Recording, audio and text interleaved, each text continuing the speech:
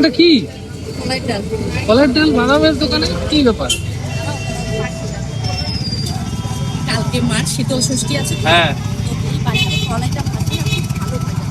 তাই? বাড়িতে সবসময় সব জায়গায় পাওয়া যায় না। ও। তাই আমি মাকে বলছি তুমি আমাকে দাও, আমি করে নিয়ে আসবো। নাহলে মা না খেতে পারবে না এটা না ভাবলে।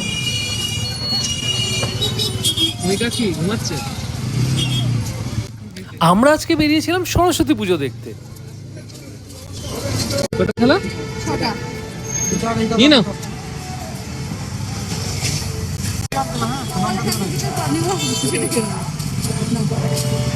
টাকা দিয়ে দাও কি মা সরস্বতী পুজো উপলক্ষে লটারি নিলা? যদি লাগে।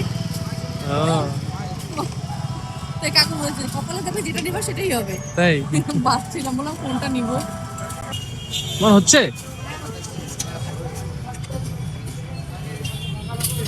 বালির মধ্যে কলাইগুলো কি সুন্দরভাবে ভাজা হচ্ছে।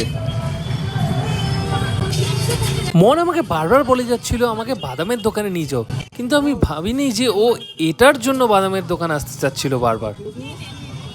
একজন সাংসারিক মেয়ে হয়তো এটাকেই বলে, বাইরে ঘুরতে বেরিয়েও বাড়িতে মা কি খাবে সেটার চিন্তা। গরম পুরা।